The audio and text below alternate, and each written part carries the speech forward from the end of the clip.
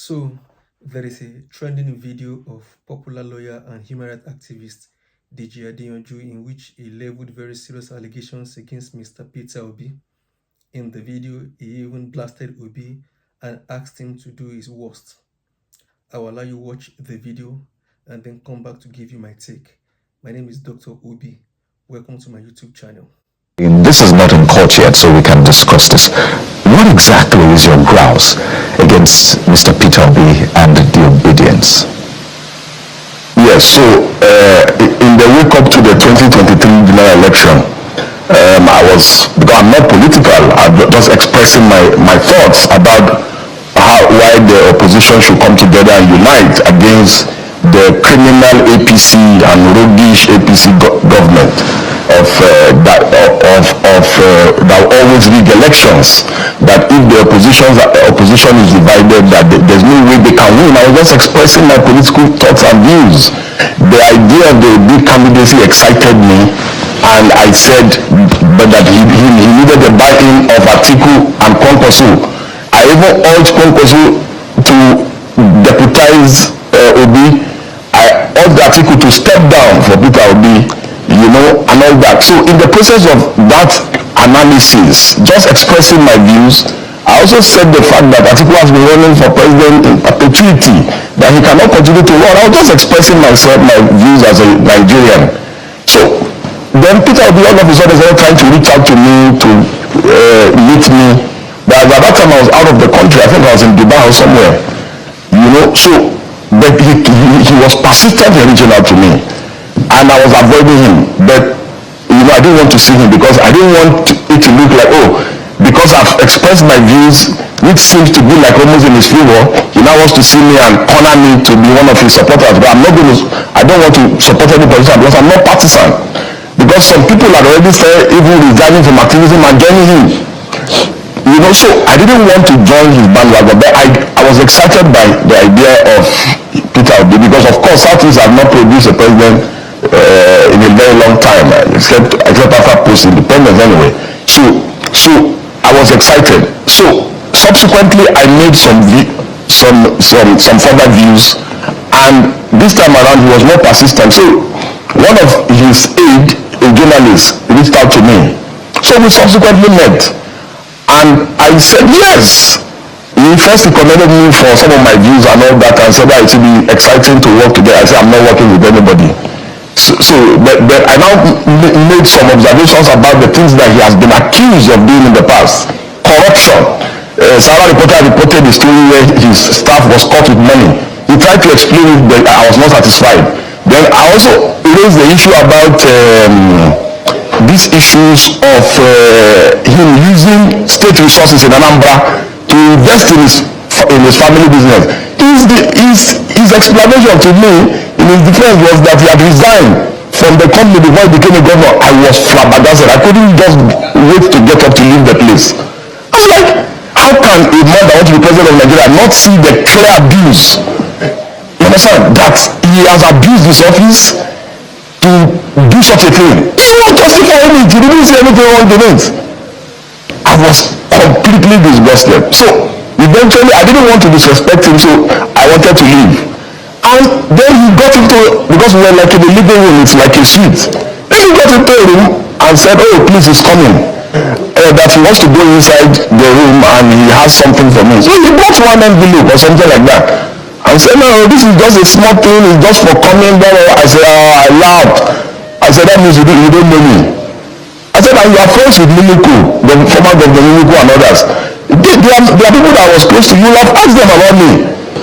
If we will do anything because of conviction, it's even me that will bring out of my money and support you. So he kept insisting that it's not like that, it's not what I'm thinking. I said, God forbid, I left. So, however, I never revealed what happened to anyone. So I remember vividly, he went to, was it Egypt, to inspect some power something. At the peak of the Ekiti election, when his candidate in the Labour Party was running. So I criticized and said, you should be in Ekiti and not in Egypt. And I said, because you want to be president, you must go and campaign for your candidate and try to win Man, his aides, some of these young boys that are around him started insulting me, that the reason why I'm criticizing him now is because that I was saying that he was okay, he was good, that the reason why I'm criticizing him now is that I brought a proposal to him, and I demanded, is it 200 million or something, and that he told me, I said, me? And these are his close aides. So they started doing that. So I said, oh, because I had observed the pattern about them, that they terrorize people online, insult people, slander people. His mob, his obedient mob, were practically uncontrollable during the last election. So I said, okay, so these people do not even want dissent of any kind of criticism of their candidate of any kind. I said, okay, I said, I'm not going to even leave Tinubu alone and now face them, because we cannot have a situation in our country or in our polity where political extremism becomes the order of the day, and Nigerians are living witnesses to the things that eventually happened to the build-up of the last election. We have never had this kind of toxic political experience. Aside the Buharis, after the Buharis, the obedient mob is the most toxic political movement that we have ever witnessed in this country. They threaten Supreme Court judges, Court of Appeal Court judges, threatening artists, threatening Professor Wole Soyinka, insulted everybody in this country because of Peter. And so, and what are the things I said? Everything I said is true. In a civil suit or criminal suit of defamation, justification, truth is a defense. What are the things I said? I said he's a political fraud, that he's parading himself as a messiah. Of course, he is a political fraud. Didn't he swear that he will never leave Abga? That any day he leaves Abga, let something I won't want to say on TV. Then he left Abga. The only thing that I forgot to say, among the things that he should not add to his defamation suit, is that he's a political prostitute, hobnobbing. And look at what he said about the people that he wanted to defeat in the last election. He said they operate a structure of criminality, but today he's with them.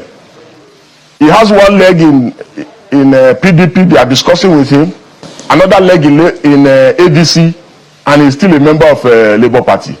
Confused politician. So he should do his worst. I'm sure you've seen the video and all of Deji Adeyanju's rants and all that. And this is my take.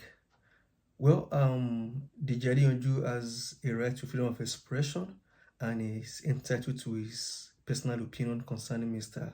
Peter Obi. Farewell, Mr. Peter Obi has, of course, sued him to court, and he has said he would meet Peter Obi in court to justify or prove all of those allegations. Obviously, for anyone who is a very discerning watcher, one would say that all of what Deji Adeyanju is saying today are nothing new. There are things that are there in the public domain that, the other side have used consistently to malign the character of Peter Obi. But one thing is happening underneath. Obviously, Deji Adeyanju appears to be doing all of this to perhaps put himself in a good position for a possible support to President Bola Ahmed Tinubu. I think it is immaterial that Deji is saying all of these things, and it is unnecessary coming out to pick a fight with Mr. Peter Obi. If you so well feel that Peter Obi is the devil and Peter Obi is Nigeria's problem, then you don't have to go through all of this stress, to make that known. Simply, come out and begin to defend the Tinubu government. I think that would just be a lot better than sweating over things like Peter Obi offered you money, over things like Peter Obi is a religious and ethnic bigot, over things like Peter Obi is a serial defector from one political party to the other political party, and things that, for any discerning eyes, one can tell that these are things that go to no issue. I think for me, this is my take.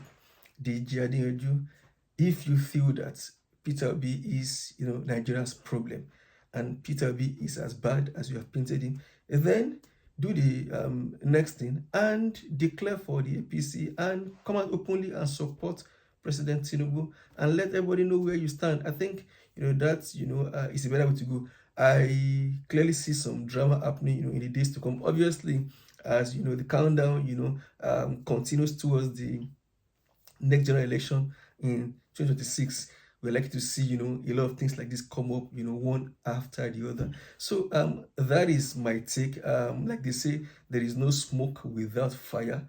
I do not see Deji Adeyanju just doing this for the fun of it, coming out now and saying obedience pushed him to begin to attack Peter Obi. If he says that obedience pushed him and obedience are very toxic and it's called obedience all manner of names, I'm sure Deji Adeyanju was alive and he was very much, aware of what happened, in the elections in Lagos, which people were practically being, manhandled, macheted, and, they were practically being armed only because they were voting for the Labour Party in Lagos State. In fact, some people were told not to come out and vote on the day of the elections.